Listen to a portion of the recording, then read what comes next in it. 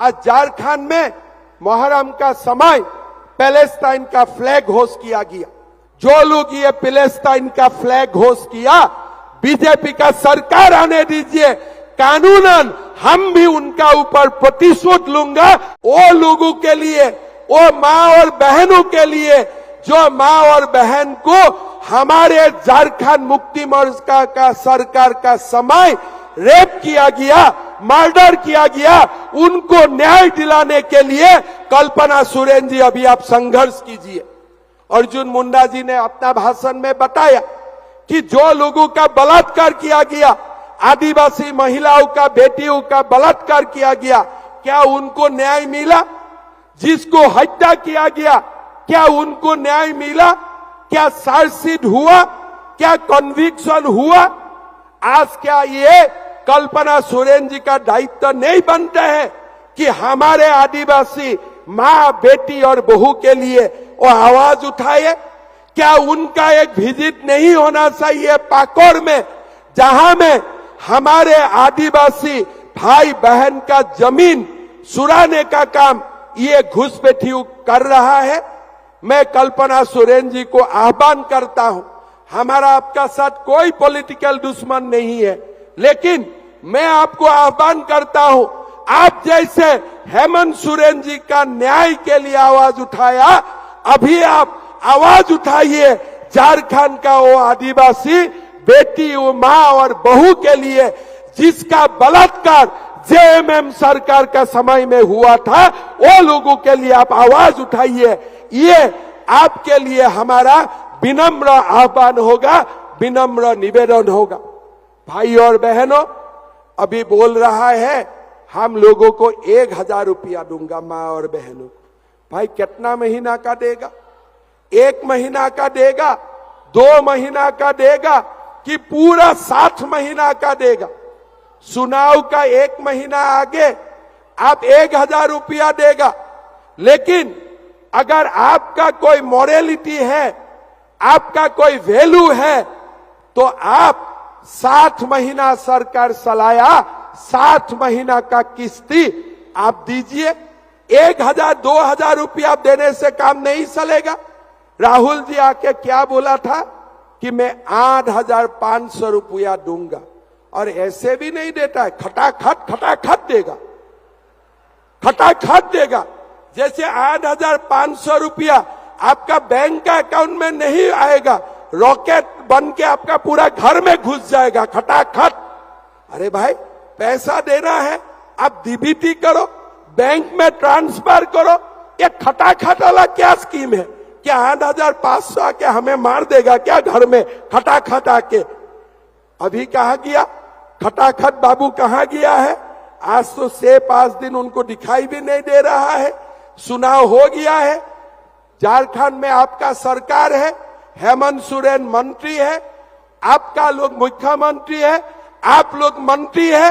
राहुल बाबा, ये विस्तारित कार्य समिति आपको डिमांड करता है, आपका खटाखट वाला पैसा तुरंत हमारा माँ और बहनों का अकाउंट में आप दीजिए। और अगर नहीं देते हैं तो जिंदगी में और खटाखट वाला सब आपका मुंह में मत लीजिए। ये कम से कम मैं आपको निवेदन करता हूं। क्या बोलते हैं? खटाखट खटाखट खटाखट। अरे बाबा, मोदी जी आवास बनाने के लिए पैसा देते हैं, चुपचाप देते हैं, डीबीटी करता है। किसान सम्मान निधि में पैसा देते हैं, चुपचाप देते हैं, डीबीटी देते हैं। ये खटाखट वाला मशीन कहाँ होते हैं? भारत में होते हैं कि पाकिस्तान में होते हैं? भारत में होते हैं कि पाकिस्तान में होते हैं? क्या लगता है आप लोगों को? क्या लगता है?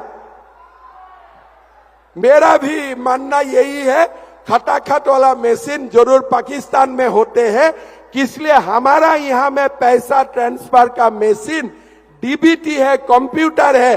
खटाखट वाला मशीन भारत में नहीं है, ये जरूर ये मशीन पाकिस्तान में होगा। मैं राहुल बाबा को निवेदन करता हूं, आप 99 सीट का मालिक है, मैं मानता हूं, लेकिन अगर आप 99 सीट का मालिक है तो आपका वादा निभाइए। झारखंड में आपका सरकार है, कर्नाटक में आपका सरकार है, तेलंगाना में आपका सरकार है, कम से कम 8,500 रुपया हमारा माँ और बहनों का खाता में दीजिए। अभी बोल रहा है मैं 1,000 रुपया दूंगा। अरे बाकी 7,500 कौन देगा? 7,000 बाकी 500 रुपया कौन देगा? आप लोगों को उनको पूछना चाहिए। भाई और बहनों, ये जेएमएम और ये कांग्रेस का सरकार खाली झूठ का सदागर है, झूठ का सिवा उन्होंने और कुछ नहीं बोला, खाली झूठ ही बोला, सबको लांछित किया, सबको वंचित किया। भाई और बहनों, ये चुनाव हमारा चुनाव है, ये चुनाव हम लोग जीतने वाला है और इसीलिए बाबूलाल मरांडी जी का नेतृत्व में हमने शुरू कर दिया हो कि अगली 5 साल कैसा झारखंड बनेगा, हमारा मैनिफेस्टो का निर्माण का काम हम शुरू कर दिया हो। हमारा मैनिफेस्टो जब पब्लिश होगा आप लोगों को दिखाई देगा। हम 5 साल का एक झारखंड का सुनहरी भविष्य का अंकन करने के लिए हमने काम शुरू किया हूं। इसलिए हमारा मानना है, हमारा विश्वास है कि प्रभु श्री राम का आशीर्वाद से झारखंड में इस बार बीजेपी का ही सरकार बनने वाला है और ये पक्का बनने वाला है। भाई और बहनों, काल में हजारीबाग गया था, मुझको बताया गया कि लास्ट टाइम एक गांव से रामनवमी का प्रोसेशन हो रहा था, चुपचाप प्रोसेशन हो रहा था, बढ़िया हो रहा था।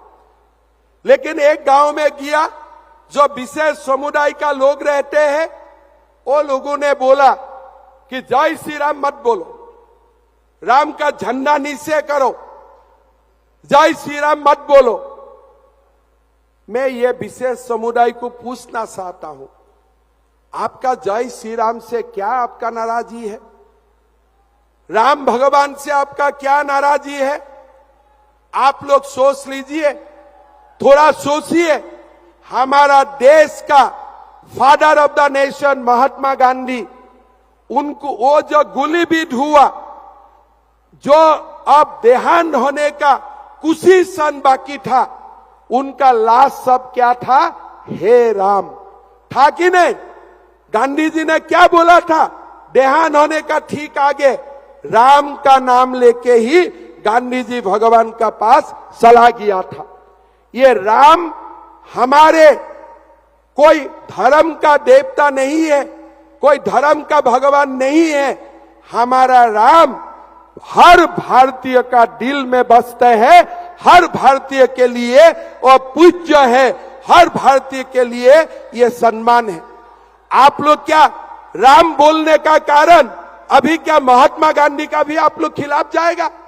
नरेंद्र मोदी जय श्री राम बोलने से आप लोग नाराज हो जाते हैं, हम लोग जय श्री राम बोलने से आप लोग नाराज हो जाते हैं। लेकिन गांधी जी भी जीवन भर राम नाम का ही जप किया था, राम नाम का ही तप किया था। क्या अभी कांग्रेस और विशेष समुदाय गांधी जी को भी नकार देगा? क्या कांग्रेस और विशेष समुदाय ये बोलेगा कि गांधी जी भी राम नाम लिया था, वो भी गलत था? मैं कांग्रेस को बोलना चाहता हूं, चुनाव का परिणाम और धर्म अलग अलग चीज है। हमारे देश में जब तक चंद्र और सूर्य रहेगा तब तक जय श्री राम हमारा दिल में बसते रहेगा। आप कुछ नहीं कर सकते। कितना हिंदू को आप गोली मारेगा, कितना हिंदू को आप मारेगा, कितना हिंदू को आप गोली मारेगा? बोलो।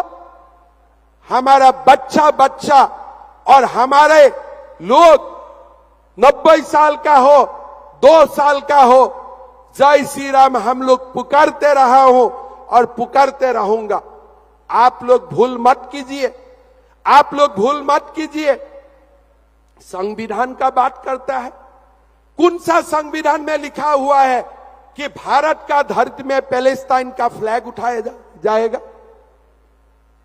मैं हेमंत सोरेन को पूछना चाहता हूं, भारत का संविधान में यह क्या लिखा हुआ है कि हमारा देश में तिरंगा पताका का जगह में पैलेस्टाइन का फ्लैग होस्ट किया जाते हैं? आज झारखंड में मुहर्रम का समय पैलेस्टाइन का फ्लैग होस्ट किया गया और अभी बोलते हैं कि बच्चा ने फ्लैग होस्ट किया। अरे बेटा, बच्चा ने फ्लैग होस्ट किया, फ्लैग बनाने वाला कौन था? ये तो बताओ, फ्लैग बनाने वाला कौन था? कोई यहां में इंक्वायरी नहीं होते हैं। लेकिन मैं आपको बोलना चाहता हूं, जो लोग ये पैलेस्टाइन का फ्लैग होस्ट किया, बीजेपी का सरकार आने दीजिए, कानूनन हम भी उनका ऊपर प्रतिशोध लूंगा। संविधान अवमानना करने का हम भी उनका ऊपर प्रतिशोध लूंगा, ये हमारा वादा है। भाई और बहनों, 3 महीना का जेएमएम सरकार है। मैं बोलना चाहता हूं, जिसको पैलेस्टाइन का फ्लैग उठाना है उठा लो, जिसको रामनवमी का प्रोसेशन में आक्रमण करना है कर लो, लेकिन 3 महीना का बाद पाई पाई हिसाब छुट्टी किया जाएगा। यह भी बीजेपी का वादा है। आप लोग सुन लीजिए, सुन लीजिए। घुसपैठियों का वोट से बहुत दिन आप लोगों का राज चलने वाला नहीं है। झारखंड का आदिवासी, झारखंड का हिंदू समाज और झारखंड का देश प्रेमी समाज कभी पैलेस्टाइन का फ्लैग होस्ट करने वाला चीज, ये घटना भूलेगा नहीं। आप लोगों का ऊपर कानून को पालन करते हुए हम लोग जरूर प्रतिशोध लूंगा। ये बात आप सुन के रखिए। भाई और बहनों, आज सुबह मैं पुलिस सहायकों का रक्त, उनका ब्रेन से निकालते हुए रक्त देख के आया हूं और ये रक्त जब मैंने देखा तो मुझको मन में विश्वास हो गया है, ये रक्त का हर बिंदु रक्त का प्रतिशोध लेना हमारा बीजेपी कार्यकर्ता का ये जिम्मेदारी बन चुका है। ये जिम्मेदारी बन चुका है। भाई और बहनों, ये सुनाओ किसी को एमएलए बनाने के लिए नहीं, ये सुनाओ किसी को एमएलए बनाने के लिए नहीं, ये सुनाओ मेरा झारखंड का भविष्य सुरक्षित करने का ये चुनाव है। और ये चुनाव इसी दृष्टिकोण से हमें लड़ना पड़ेगा। ग्रेड चौकीदार का बहाली होते हैं, शेड्यूल कास्ट का रिजर्वेशन नहीं होते। आज आप लोग सुन सकता है, आप सोच सकता है, हमारा देश का जो लोग बोला कि हम लोग संविधान का सम्मान करते हैं, यही लोग चौकीदार का बहाली का इंटरव्यू रिलीज करते हैं और शेड्यूल कास्ट के लिए रिजर्वेशन भी नहीं रखते हैं। आज कौन खुलाम संविधान का अवमानना कर रहा है? बाबा साहेब अंबेडकर ने हमें संविधान देके गया था कि शेड्यूल ट्राइब और शेड्यूल कास्ट का रिजर्वेशन होना ही चाहिए। लेकिन आज झारखंड में इंटरव्यू पद भर्तीकरण का एडवर्टाइज निकालता है, शेड्यूल कास्ट का रिजर्वेशन भी नहीं होते हैं। और ये लोग बोलते हैं कि हम लोग संविधान रक्षा का संग्राम कर रहा हूं। राहुल जी, मीटिंग में ऐसे संविधान दिखाने से संविधान का रक्षा नहीं होते हैं। संविधान धर्म बन जाना चाहिए, संविधान का हर सबको प्रतिपालन करना चाहिए, तभी देश आगे बढ़ते हैं। मैं बहुत ज्यादा बोलना नहीं चाहता हूं। मैं एक बात झारखंड का देवतुल्य कार्यकर्ता को बोलना चाहूंगा, ये सुनाओ, अगर बीजेपी नहीं जीतते हैं, झारखंड प्रदेश का ऊपर बहुत अन्याय होने वाला है। अगली बार मुहर्रम में और पैलेस्टाइन का फ्लैग आपको देखने के लिए मिलेगा। रामनवमी का प्रोसेशन में ऐसा और हल्ला होगा, जय श्री राम मत बोलो, घुसपैठिया आते ही रहेगा, युवाओं को कोई नौकरी नहीं मिलेगा। अर्जुन मुंडा जी ने बताया आदिवासी लोगों का पास कितना अन्याय हो रहा है। आज झारखंड देश का ऐसा एक प्रदेश है जहां सबसे ज्यादा माताओं, बहनों, बेटियों का ऊपर अत्याचार होते हैं। रांची जैसा शहर में हमारा बीजेपी का पार्षद को खुले आम गोली मारा जाते हैं। झारखंड को हमें परिवर्तन करना ही पड़ेगा। झारखंड के लिए और एक बार संग्राम करने का हमारा दायित्व आ चुका है। ये झारखंड हमारा जननी जन्मभूमि है। जननी जन्मभूमि के लिए बीजेपी कार्यकर्ता और एक बार घर से बाहर आके हमें संग्राम करने का वक्त आ चुका है। मेरा आप लोगों का ऊपर विश्वास है। हम असम में 40% कोई एक विशेष संप्रदाय का आबादी होने का बाद भी लोकसभा चुनाव में 16 सीट में 11 सीट हम लोग उठाता हूं। किस लिए? हमारा कार्यकर्ता खून देते हैं, हमारा कार्यकर्ता समय देते हैं, हमारा कार्यकर्ता श्रम करते हैं। आज झारखंड में जब हम 16 लोकसभा सीट में 9 लोकसभा सीट में विजयी होते हैं और 1 लोकसभा सीट थोड़ी ही वोट से हार जाते हैं, ये प्रमाण करता है मेरा झारखंड का कार्यकर्ता बोलने के लिए देवतुल्य नहीं है। मेरा झारखंड का कार्यकर्ता सचमुच देवतुल्य है। भाई और बहनों, आप लोगों को मेरा निवेदन है, आइए और एक बार लड़ाई लड़ता हूं झारखंड के लिए। ये झारखंड का पवित्र धारा को और पवित्र बनाने के लिए हम लोग मिलकर और एक बार संग्राम करूंगा। बीजेपी का सरकार बनाऊंगा। प्रधानमंत्री मोदी जी का नेतृत्व में झारखंड को देश का सबसे आगे 5 विकसित स्टेट में प्रदेश में एक करूंगा। यही संकल्प को हमको लेना है। मेरा आप लोगों का ऊपर विश्वास है। ऐसा ही मंडप में हम लोग दोबारा मिलूंगा जब हमारा बीजेपी का मुख्यमंत्री शपथ लेगा। बहुत बहुत धन्यवाद। जय हिंद। मेरा साथ दोबारा एक बार बोलिए, भारत माता के, भारत माता के, नरेंद्र मोदी, नरेंद्र मोदी, नरेंद्र मोदी। बहुत बहुत धन्यवाद। जय हिंद, वंदे मातरम, जय झारखंड, जोहार। बहुत बहुत धन्यवाद हेमंत दा। आपने जो आज कार्यकर्ताओं में उत्साह भरा है